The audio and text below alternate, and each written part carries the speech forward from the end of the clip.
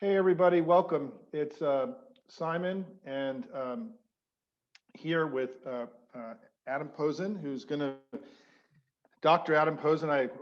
Rob Shapiro, as many of you know, is our longtime collaborator, and he never uses his doctor honorific, and I'm always sort of fascinated by I, I my only I only use it when some crank is insisting on being called doctor. In this case, I don't need it. As somebody who has a BA in English from Tufts University, I'm always admiring of those who were able to stick it out and get their doctorate. But listen, we've got an interesting group today with us, and let's just get right into it. So we have a lot to talk about. And thank you. This is Simon Rosenberg from NDN. We're here at our almost every week gathering here Tuesdays at 1 o'clock Eastern time, where I bring in people that I think are doing interesting stuff, and covers a wide terrain. We've had members of Congress and many thought leaders. We had Ruth Ben-Gayed, who's an academic who's been moving the needle quite a bit recently. It's been a wonderful, diverse group of thought leaders who are doing innovative stuff that I think need to get more attention. And I've been very grateful that they've been willing to spend some time with us. And so today, I'm really excited about this discussion. It's going to want to go longer than we have time for, and Adam and I are going to have to be disciplined in that regard. But for those of you who do or may not or don't know, NDN has been, probably the central project of our time as an organization has been around trying to figure out a way to make globalization work for everyday Americans in a more effective way. We've been big advocates for economic liberalization around the world, and obviously this is an area of enormous debate and discussion now, and rethinking about whether all this worked well. What can we learn from it? And Adam published a piece in Foreign Affairs a few weeks ago that I found to be one of the most interesting things I've read in a very long time, that speaks directly to the big conversation we're beginning to have now around how do we make globalization better, right? What's worked, what hasn't, what ways can we, both in terms of our trade policy and our domestic economic policy, make all this work better for more people. And I'm really excited he agreed to come on today. He runs the Peterson Institute for International Economics, one of the leading think tanks in the world, and certainly one of the most influential think tanks here in the United States. I could go on, but he's just here to talk about the article he's written. And Adam, let me just turn it to you, and we'd love to hear from you and tell us, give us a synopsis of your piece and just any additional thoughts about the current moment, and let's have a fun discussion. And thank you for coming today. No, thank you, Simon. I have to say, and this is sincere, not just reciprocation, I admire a lot of your personal record in writing and what NDN has been doing. And I think we do share a lot of interests and values on this point. And the main purpose of my piece was to challenge what seems to be agreed on a large part of our friends in the left in the Democratic Party, that the source of the white male anger and the political losses of the Democrats in the recent past is globalization, or is in large part globalization, and that this critique is not only politically valid, but just critique. And I think that that's incorrect. And it's not because I'm an economist and I'm saying heartlessly, efficiency is all that matters. And, in theory, people who lose out from trade get it all back. No, I'm not suggesting that at all. I mean, that's there, but that's not sufficient. The case which I'm making, which is frankly a statement summing up work I and colleagues at Peterson have been doing for 20 years, is that actually the obsession with good jobs, quote unquote, and particularly those defined as manufacturing jobs in the heartland, is really just as corrupt and corrupting as some of the other things that we have been forced to reckon with in US society, like discriminatory police practices, like underrepresentation in the arts and in history. It's really about appealing to this nostalgia that somehow it's better that white males doing heavy work in places that are not urban is what needs to be preserved. And I think that this is unfortunately motivating a lot of policies in the Biden administration. Some people, it's because they genuinely believe it or they just haven't reflected on it. Some people, because it's a political calculation that they think this is going to get them back some of the Trump voters. And both counts, I think, are mistaken. Um, as I say in the article, nostalgia is not a good look for a progressive movement. And it comes down to some very basic facts. The first one being that the US has basically been withdrawing from the global economy, not just under Trump, but for roughly 20 years, even under Obama and under W. Bush, that we've had less and less immigration, less and less inward foreign direct investment and takeovers as a share of the economy, less and less opening to trade. The rest of the world, including a lot of democracies, have kept opening up, and the US has moved backward. And the implication of this is it's not that we tried laissez-faire globalization and failed, it's that we tried protectionism and pandering and it's failed.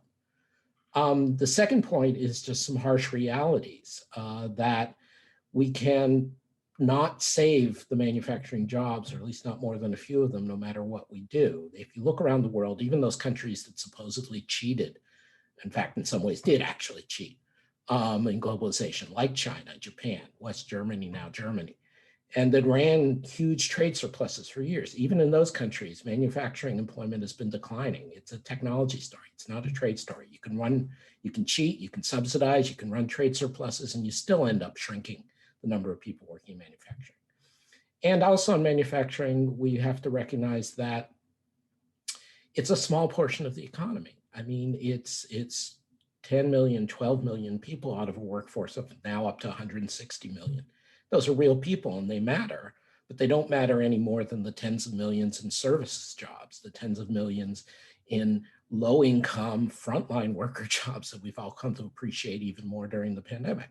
But what's different is even among less well-educated people, the manufacturing jobs are disproportionately white and male. Women are underrepresented, Blacks and Latinxes are underrepresented, even though they are overrepresented in the number of people who don't have college degrees or have high school or less. And so we're, in a sense, even with the best of intentions, maintaining the dominance of these privileged people. They may not seem privileged because their life is not easy, and that's a true statement, but they are privileged in the sense that people are constantly worrying about them. When millions of African Americans move north and west and then some back south in search of opportunity, or when women in the workforce were displaced by word processing and other information technology, we didn't leap up and say, oh, it's a national security emergency to make sure those jobs don't go away, that those people don't have to move. It's only when some white guy in a coal mine has to move that we get upset. So this is fundamentally unjust. And so there are things we can do. And I was looking at some of the past work that NDN and you have done. You know, there are things we can do that's about helping people as individuals, not as places, not as jobs. And that kind of localism tends to backfire. But that's what a lot of the talk coming from President Biden and from the Congress is about. Okay, Adam.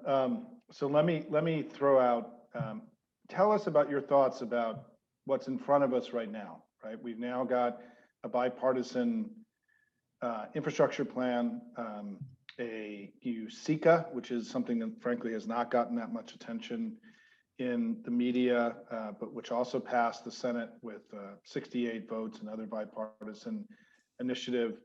What's your, and let me just say from a format standpoint, I'm going to ask Adam a few questions and then we're going to open it up to everybody else. Just hang tight, everybody.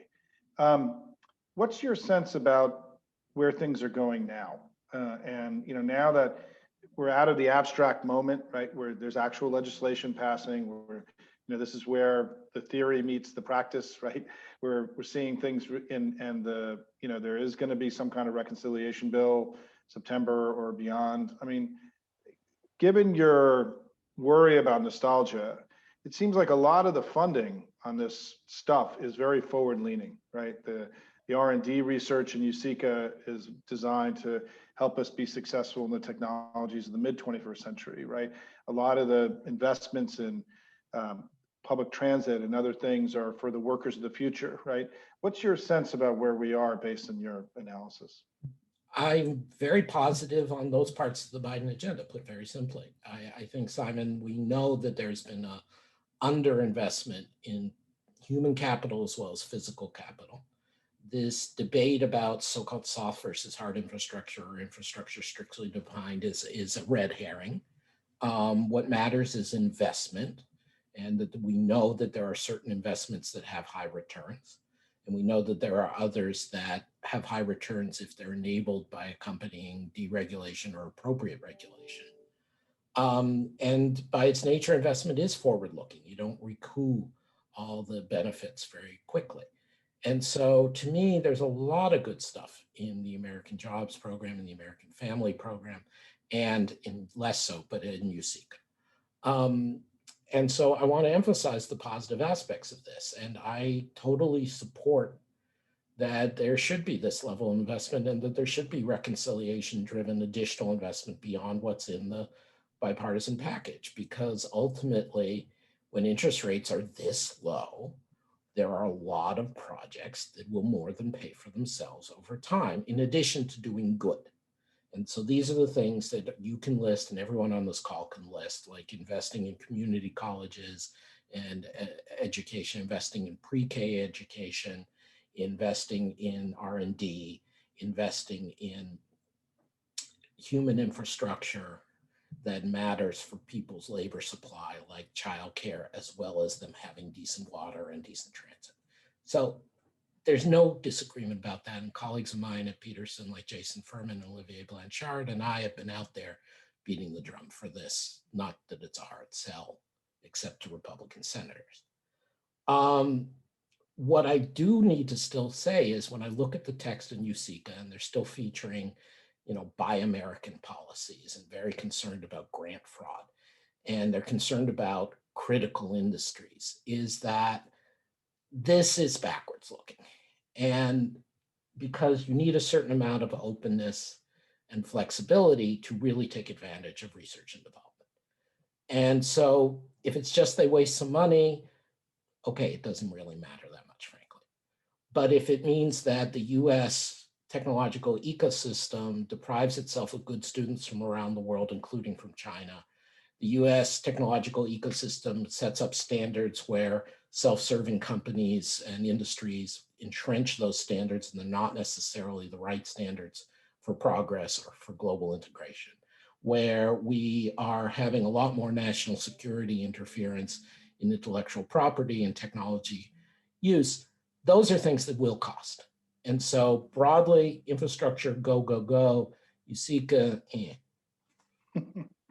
And I thought one of the most compelling parts of your piece was the issues around corruption, frankly, and that the idea that the more state-based some of these decisions are, the more the lobbying and the efforts by powerful companies to shape the outcomes of this, I thought was an important reminder as we move in the USICA direction, right? As USICA now is with us and will pass the House and be signed by Biden in some form, that the danger of some mild form of state capitalism here, right, is I thought was a compelling part of your article. And as somebody who's worked in the lobbying game, the business and lobbying game here for a long time, I think these are very important and valid concerns, and so I appreciated that. Let me ask you to also reflect for a minute, Adam, on the emergence coming from USTR around this worker-centric trade policy. And because for me, as virtuous as it may be in its ambition, I feel like a little bit we're confusing trade policy with domestic economic policy a little bit, and I mean, there's a role for trade policy, and then there's the role for domestic economic policy. And I think far more of our failure, in my view, over the last generation has been on domestic economic policy rather than trade policy. And so I'm just wondering about your thoughts about that. No, I completely agree. And I think, again, going back to some of the things I ranted about at the start, and the charts and the data are there for people on our inequality website at Peterson or on our data sets. But, the facts just don't fit the story that the decline of middle class in the US is due to trade, because there's a long-standing intellectual academic argument over this, and I'm not going into that. Just some very basic facts. The US is a complete outlier among high income economies in how badly our workers are treated. They don't get representation, they don't get wage increases, they don't have universal health care, they don't have educational support, all the way up and down the line. And countries that were opening up more and faster than the US, notably throughout Western Europe, you had the opening and integration of Eastern Europe. Basically, you think about low wage workers from Mexico. Well, they had low wage workers from Romania and Bulgaria, right? And much more open access to work than we've offered Mexicans. And they have not had this kind of middle class income decline. And they have not had the kind of suffering we've had in the US. And so it's just a non-statement to talk about this as a trade issue. What's happened to the middle class is the domestic policies, as you say, and in particular, taxation policies that we have just, again, it's just basic facts. The tax code is much less progressive than it was. And the enforcement of the tax code and the lack of keeping up with various adaptations rich people have made to get around the tax code have accumulated. And then also, we've had a great deal of corporate concentration, which has increased profitability and diminished worker bargaining power and diminished the ability of people to get a fair share. Thomas Philippon at NYU has done some amazing work on this. There are a lot of people who've written on this.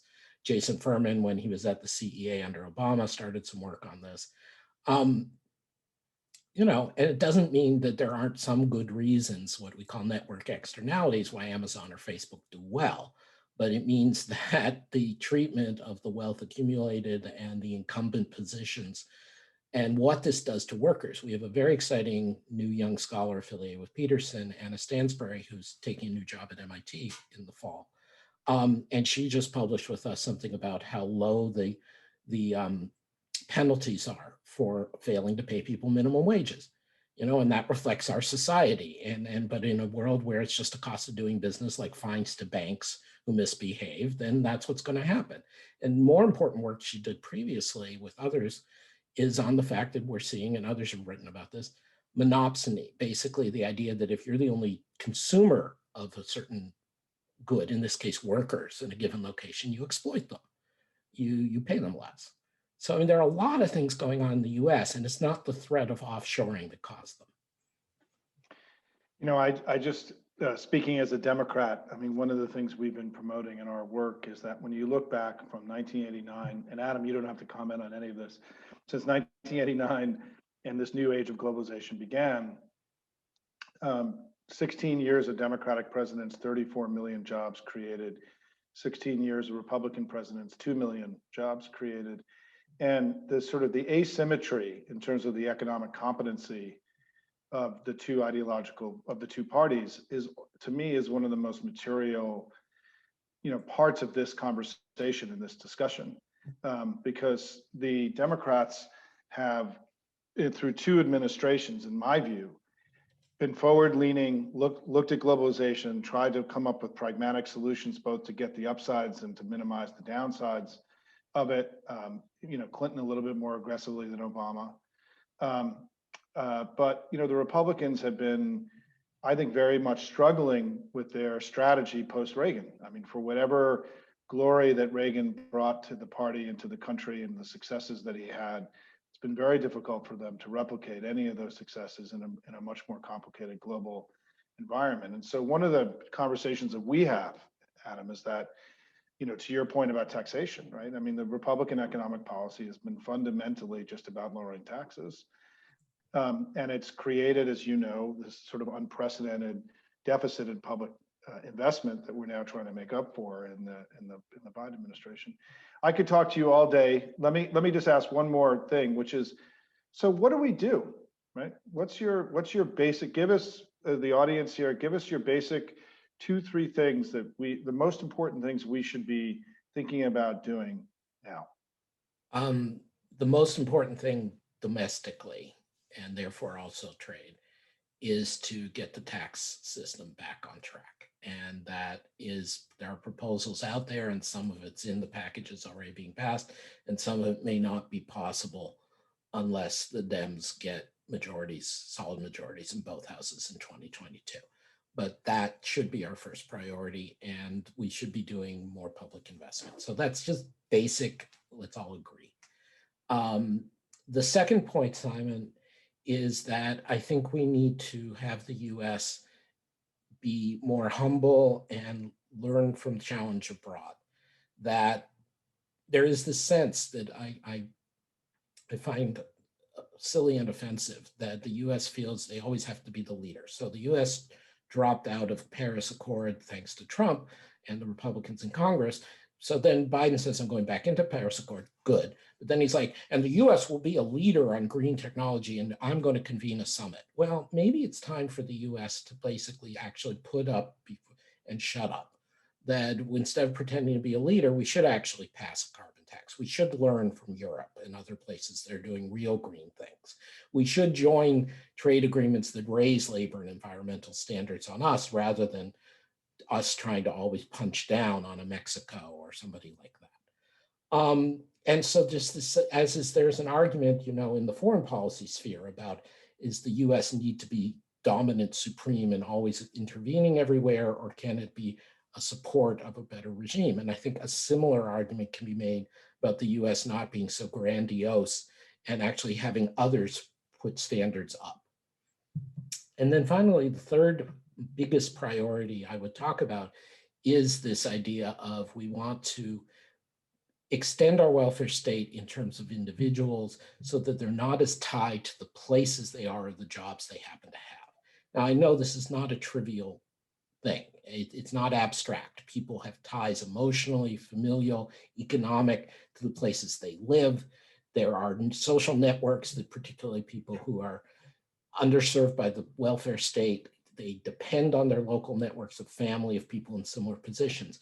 But in the end, that kind of localism doesn't work for them or for the society.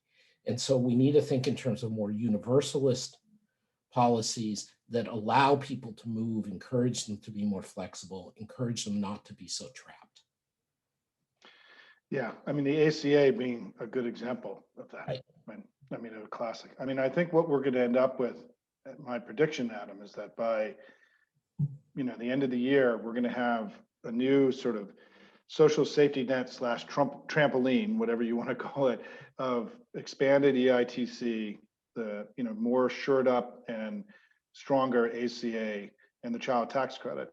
And those three things will end up being, I think, permanent as we get through the reconciliation, and will become, the foundation of a new social safety net, right? That is far more, and that is all, none of those things are place-based, right? They're all trailing the individual, and to give them, because to me, I do think we have undersold the ACA as a response to globalization, because it's giving individuals far more freedom to pursue work that they want to pursue, disconnecting employment from healthcare, which I think is an essential, my own view. I think this is a terrible hangover from a different time, and giving workers far more freedom to pursue their own desires. And I think we've undersold the entrepreneurial potential of the ACA, and for workers, and giving them far more tools to be independent of a single employer, to your point that you raised earlier. Let me open it up to questions. There are two ways, folks, you can jump in here. One is through the Q&A feature. All of us are Zoom veterans now, right?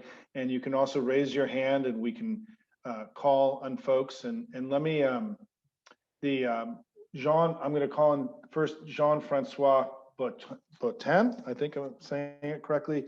One of the questions, though, is why does globalization coincide with declining income of the U.S. middle class? Did globalization increase the market power of business versus workers? You covered a little bit of this earlier, Adam, but why don't you? Yeah, let me try to amplify that a bit. So obviously, it is a reality that between China, Eastern Europe, some parts of the South, the global South, we did have a massive expansion in unskilled or less skilled, less capitalized labor. And all else equal, that does put some downward pressure on the wages of the least skilled or the least capitalized in the US and elsewhere. But the bottom line is that generality in that force has been exaggerated. So there was the big thing about Branko Milosevic's elephant chart, the idea that, you look at the world, and the global middle class has had this big decline. But as my colleague Carolyn Freund pointed out at the time that came out, and others, and the Resolution Foundation, which is another nice center-left think tank in the UK, has pointed out, that chart is actually misleading. If you take Russia and Japan out, basically the elephant's hump largely goes away.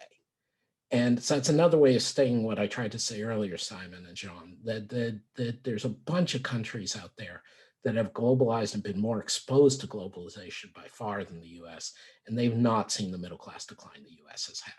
So it's very hard to make that connection. That doesn't mean there aren't individual industries and individual jobs that have been affected by low wage competition around the world, but it has been overstated. And just on some very simple data, it's clearly overstated. Yeah, and look, median income under Clinton and Obama went up substantially. Yeah. Even wages,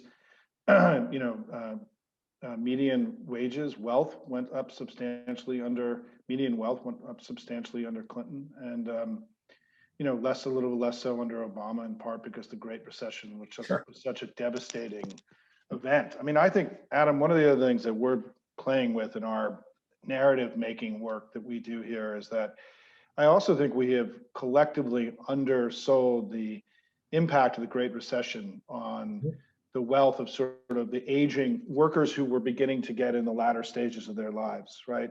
In the last third of their work lives. And that I've been really stunned by some of the research I've been doing recently on the wealth decline that happened in such a short period of time. It was an extraordinary hit to the country. Those kinds of shocks can create radical politics. It can create disruption in a body politic, Absolutely. And again, I don't want to, this is a great group I see on the participants list. I don't want to waste people's time, but just to say, we have made real progress on the macro side. I mean, I'm one of many people who were beating the drum against the Fed rate hikes and in favor of pushing the economy hot and looking at labor force participation rather than a narrow unemployment number, going back over a decade, and trying to learn from the errors of 2008. And we've made some real progress there. And both Secretary Yellen and now Fed Chair Powell, I think, are doing very good work in that front. But that's a big part of the story, frankly. I agree. So I'm going to go back to Jean-Francois again, because he's been bold enough to jump in here. Not a German, although a European, and I would object to Germany being characterized as a cheater, just like China. Yeah, well, so do we object? I mean, obviously, Germany is not a human rights violator like China. And obviously, Germany is not quite the intellectual property thief at all that China is. But, in terms of trade policy, let's be very clear. Germany has run a subsidized exchange rate for itself at the expense of Greece, Italy, Spain, and Portugal, and run a bailout of its banks' bad decisions on the backs of the working people in Southern Europe and Ireland. And they have obsessively subsidized their manufacturing. And they got lucky that they happened to be very good at a few things, like what Siemens produces in terms of energy generators and train not diesel anymore, but train locomotives, that China happened to be buying full force. But so you take all this, and this is a discussion of the Euro crisis that I know everybody on this call is well familiar with, but you take all this, and basically a lot of German officials, including some people from the SPD, unfortunately, are out there saying, this proves German virtue. We didn't overspend, we're competitive, we do all this, and that's why the rest of you should fall in line. And it's actually, frankly, German policy exploitation of others. And, Simon may not want to comment on this, but I know that when he was working for Mike Froman and others, there was an awful lot of resentment against Germany's economic policies, trade policies, behavior during the Euro crisis. Now Jean may rebut me and say, I'm not talking about the Ukraine, I'm talking about trade. Well, even in trade terms, there's there's been quite a bit. Now, I view this kind of like Tom Brady's, deflate gate. Even if he did it, it's not necessarily what won him the games. Again, these things are not necessarily that big a deal in trade terms, but I don't think anyone should be sitting there saying, oh, Germany was this lovely free trade, fair playing place, because it wasn't. Let me, we don't have another question, so I'm going to jump in on it. Dear, I have bored everyone into submission. I'm sorry. No. It's that I also think you're covering a lot of ground here. Let me ask the obvious question, right? I mean, there seems to have been a big sea change in the way we're thinking about China in recent years. The administration is obviously taking a far more aggressive posture towards China than the Obama administration did. We saw that manifested in the G7 and the trip to Europe just 2 weeks ago. I mean, what's your general thought about this new approach, and things you're happy about, things you're nervous about? I mean, what's your assessment so far? It's very mixed, to be honest. I think I don't subscribe to for obviously consistent with what we were talking about earlier, I don't subscribe to the story that most of us signed the West death warrant by letting China into the WTO, and that Chinese economic advancement is at US expense. I don't buy that narrative, but I do buy the fact that over the last several years since she took office as president, China has become notably more aggressive, has become notably more abusive to minorities in its country and to territories outside its country, has been markedly less reformist in economic and political terms. My colleague Nicholas Lardy has done the definitive work on what he calls the state striking back under Xi. And so a lot of the things that got people wound up about China, like steel subsidies, I really couldn't care less very much, or couldn't care less is a little strong, but I couldn't care very much. But the human rights violations, the foreign policy aggressiveness, and the active spying, genuine spying, not just normal forms of intellectual property theft, these are all genuine causes for concern. And so I'm at the base, I'm very happy with the Biden shift, that from a Trump approach, say there are three buckets, right? There's a sort of human rights, foreign policy bucket, there's a commerce and normal trade bucket, and then there's a global public goods bucket like vaccines and climate change. Trump basically elevated the middle bucket, the commerce bucket, to the exclusion of all else, and then managed it in terms of the bilateral trade balance, which everyone on this call knows is a stupid target for policy. Biden has elevated the other two buckets, and I think that was the right reprioritization. The problem is you got to be realistic about what you can do. And so there are people on the National Security Council and the National Economic Council staff who you know well, and people at the state and USTR who think the US government's going to do this great economic statecraft, and we're going to have all these allies with us, and we're going to put on targeted sanctions, and we're going to have a national industrial policy. And this will take care of China, or at least this will make a big help. And I think almost all of those policies are not likely to work. We can go into why, but I don't think any of them are very helpful. I mean, the best shot is if you can get allies together, and the odds of getting that done, I think, are pretty limited. It's worth trying, but I wouldn't count on it. So to me, and I said this in various places recently, you want to let China blow it. Now, there are risks to doing this, but you want essentially a Muhammad Ali rope-a-dope strategy against George Foreman. You let them go into places and get kicked out of Sri Lanka because they were too aggressive in their terms on the loans. You want them overplaying their hand vis-a-vis Taiwan, such that Japan really does ally and start saying we have to defend Taiwan. You want them overplaying their hand with companies like Huawei, that they are too obvious about wanting to get into security infrastructure. there are things, and just there are risks no matter how you play it. But I think the better risk would be let the Chinese have enough rope not to hang themselves, but to trip themselves up. And all this other stuff that the US government is now considering is not likely to work.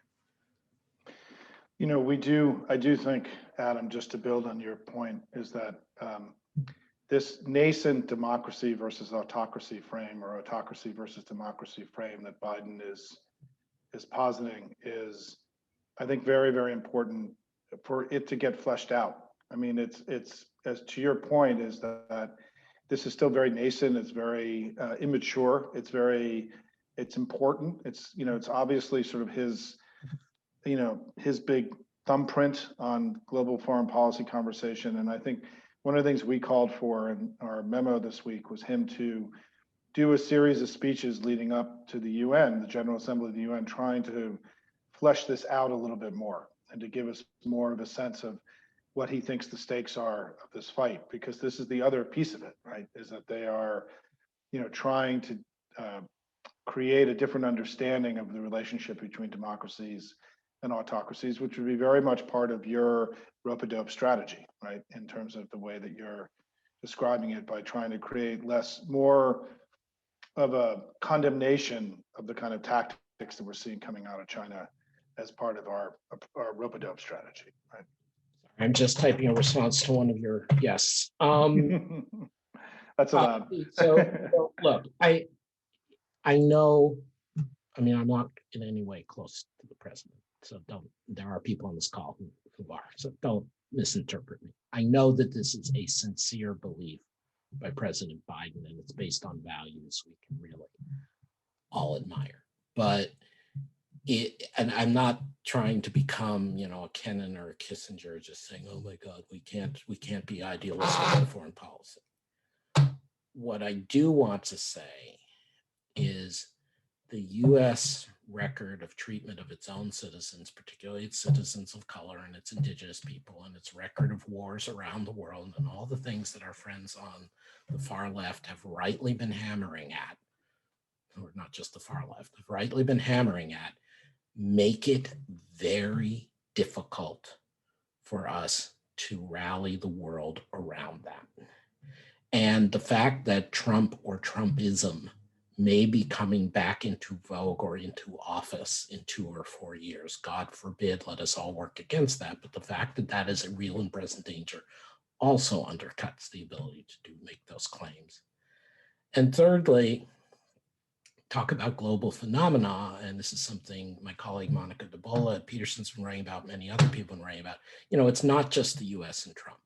We can hope, as seen with Marie Le Pen in the French elections, that the right-wing expansion in Europe and the EU is crested, and that's where I give a lot of credit to German leadership, frankly, as well as French and other places.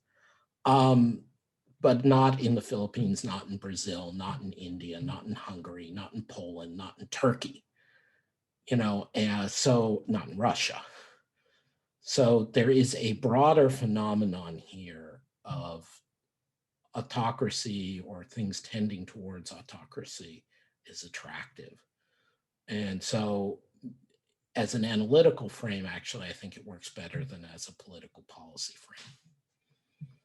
It's an interesting way of looking at it. I mean, I do think that seeing the struggle of the European Union just even the last week with Orban and Hungary, and this is, I am hopeful that the president, who to your point, I think, and his team, Jake and all the Tony and those around him, really do see the world through this prism.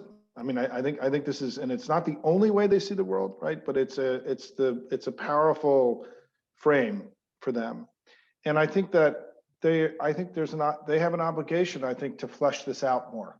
I think that the American people domestically need a greater context to the world. I mean, for so much of the early part of this century, the war on terror was our essential global framework, right, in terms of our security framework. And then under Obama, let's argue, there was reticence and caution. Trump was Trump. And now we need some kind of way of really thinking about the world. And what I'm optimistic about with Biden, and what I have written about quite a bit, is that I do think that he's in touch with the necessity to strengthen and reinvigorate the global liberal order that we built after World War II, that this is central to his understanding of the world. In part, it's his age, right? But part it's something I think he really believes in. And I think that this is a worthy fight, in my view, and one that he should challenge us to take on. I mean, I'm hopeful that he's far more direct with us as a country about the struggles that we're going to have with climate and all the other internet, defeating COVID, building back better, the rise of autocracy, and challenge the United States to rise up to the occasion the way that we have before in our history. And I think that I'm hopeful he does. I think we're ready for it. I think America needs some kind of mission again, right? Some kind of purpose that is bigger than ourselves. Whether that will be, what there are many who believe that's going to be climate, right? Will become the thing that is the defining battle of the next 20, 30 years. And I think Biden has the opportunity to do something really powerful for us, right? Is to, give us the man on the moon, to give us this place that we're moving towards, right? A way for, and to further accelerate the distance between us and the Trump era. I don't know what that is, Adam, right? I don't yet know what it is, but I think it's his aspiration. I think he wants to do that. And I think if he's going to do it, he should do it. My own view, like let's, you want to make autocracy, democracy the frame. Let's air it out, right? Let's challenge us to chew on this and to figure this out and to work on this as a country. And I think we're ready for something like this, coming out of COVID. And so I'm intrigued. I'm optimistic that at least all the words are there. They may not be in all the right order yet, right? But we're heading in an interesting direction. But we'll see. We'll see on that. Let me. I'm excited that you see yeah. that possibility, and I agree with you. That's the intent, and I'm not a good enough judge of politics to know if it works. I hope you're right, Simon, and I agree it's the right aspiration. Yeah, I mean, I think it's, I think we, I don't think the U.S. is well suited to sort of muddling through. I don't think it's sort of our speed as a country. And I think we're, I think what you're seeing, I mean, just even today, I was driving my daughter to a soccer practice earlier today, and the Sunrise Movement was protesting outside of Dianne Feinstein's house in our, on the drive that we were on. And you're seeing enormous social energy among younger Americans around climate. I think this is going to be, one of the areas of real engagement. But we're getting to the end. I also want to say, for those of you who are soccer fans, England is up 2-0 over Germany. I think the English players heard your discussion earlier, Adam, about Germany, and rose to the moment. Given Jean-Francois's correction and given Brexit, I'm not sure I'm entirely happy about it. And let me just close by saying, why don't you give us your closing thoughts? And what I'll end with, and I'll let you finish, is that I'm excited that you've been able to come today. I think the issues that we discussed are complicated, maybe not the best suited for these kinds of discussions in the way we set today. But I think everything you've put on the table is the central discussion that we have to be having as a country. I think Biden is off to a great start, and I think they're doing a lot right. And I think he's showing courage and experience, this unique combination. But I think there can be more. And I think that, we should, I'm hoping, Adam, that one of the things that we can start doing is, to me, in my time here in Washington, the most exciting time for me was the Clinton era, because I felt it was an era of intellectual debate. There was, Clinton liked to chew on things. He liked to kick stuff around. There was intellectual vigor, right? We need that kind of rollicking discussion about our future again, that I think was suppressed in the Trump era and attacked and undermined. And I think your institution is going to play a really important role in what comes next as we try to figure out both our domestic and global role. And I just wonder, as we close, I mean, please share with us any final thoughts you have about anything perhaps you didn't cover today, or anything else that you just want to emphasize. And thanks again for your great work, your wonderful article, and your willingness to challenge orthodoxy, which I think is going to be really, really critical in the coming months in the age of the internet, and I think more heightened groupthink, which comes from, the social media information system that we all live in. I'm just sort of gobsmacked, Simon. You're very generous, and you and the people who've been on this call are people I admire, and I'm sorry I bored them into silence. I guess the one thing I would say is we do have this common challenge, and I think I just worry in economic policy that we get a witch's brew, to use a bad expression, a poison chalice, pick what you want, by mixing this sort of hard-headed political realism that we have to win the angry white males in certain states with some of the extreme left views on globalization and market economics. And that together can undo a lot of the, I think you're absolutely right, very good things that the Biden administration is doing. And that over time, making us a more nationalist, more closed country, and having the left, the responsible left in the US endorse that, I think is going to have more long-term damage than people realize. So of course I support the broad range of policies that Biden is promoting, and a lot of the vision and values behind it. And you mentioned, as we said at the start, about the infrastructure spend, which I think is incredibly important and useful.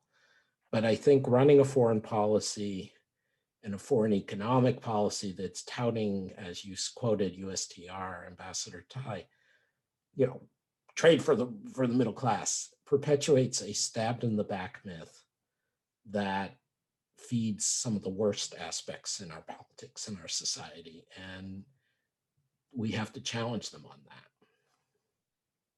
Well, as a proud globalist and a proud neoliberal, I'm not willing to accept some of the critiques that have been made about the work that I've done over the last 30 years in my professional career. And I think that when I look back at our time, the two statistics that I come back to every time is 34 million jobs under Clinton and Obama, 2 million jobs under the Republicans. If you're looking for a failure of this era, the failure was in the center right and the right's economic approach to globalization, far more domestically, right? Far more than I think. And by not disaggregating these two things, we're throwing out the baby with the bathwater. I mean, we're not learning from the things that we did right. And what's interesting is, Adam, as we discussed earlier, we could end up with this new triad, right? The social safety net triad. Two of those three things happened under Clinton and Obama. Right. And so, they were building upon the good work that was done before. The EITC was brilliant.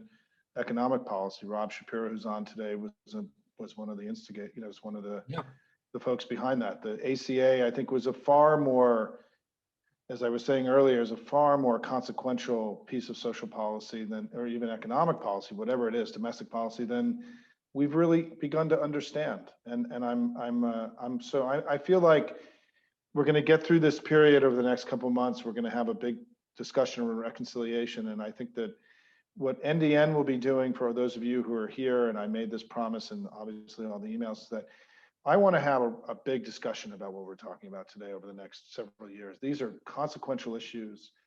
I think too much politics has gotten into some of the policy making here. As somebody who comes from the political side, we've got to be very clear-minded that what has worked, I think, for America is when we're open and confident is when we're at our best. And I think that that's got to be part of the package as we go forward.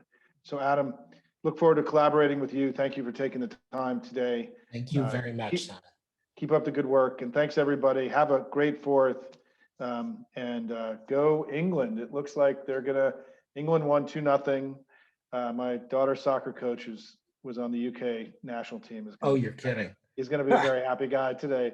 Anyway, thanks everybody. Take care. Thank you all. Thank you, Simon.